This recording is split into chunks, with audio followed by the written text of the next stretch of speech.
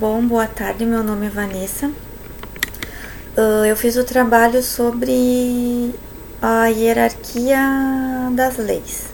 Eu vou explicar um pouquinho sobre os atos normativos primários e os atos normativos secundários. Eu vou começar com uma breve introdução, então, falando sobre o processo legislativo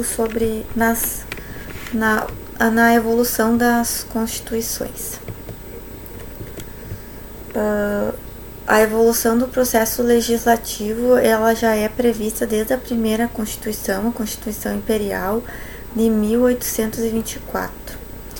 A Constituição de 1891 ela consta já a divisão dos três poderes, né? O poder executivo, legislativo e judiciário harmônicos e independentes entre si, como eles são até hoje, né? O poder legislativo, então, ele é formado pelo Congresso Nacional, com suas duas casas, que é a Câmara dos Deputados e o Senado Federal, e assim que nasce o bicameralismo federativo. A Constituição de 1967, ela estabeleceu uma previsão, né, do processo legislativo. A atual Constituição, ela manteve as mesmas alterações. A única alteração que teve foi que o decreto-lei foi trocado pela medida provisória. No artigo 59, então, que está elencado os atos normativos primários, né? Que são as emendas à Constituição, as leis complementares, as leis ordinárias, leis delegadas, medidas provisórias e os decretos legislativos e resoluções. No seu parágrafo único, então, ela cita, né, que a lei complementar disporá sobre a elaboração, redação, alteração e consolidação das leis. Essa lei complementar que o parágrafo único do artigo 59 traz, ela é a lei complementar 95 de 98, né? Onde consta que a competência é a lei complementar 95 de 98 estabelece que o regramento das leis é de competência obrigatória da União.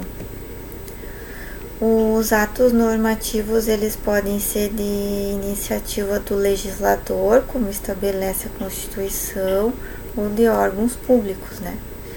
E eles podem ser divididos em primários e secundários.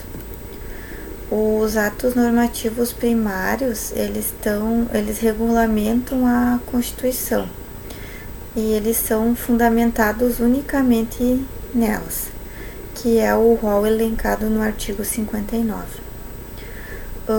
E mais os decretos e resoluções dos tribunais. Um exemplo seria a lei ordinária ou o Código Civil. Tem também os atos normativos secundários, que eles são fundamentados a partir dos atos legislativos primários, né? E não da Constituição, mas eles têm que ter o seu texto legal de acordo com a Constituição.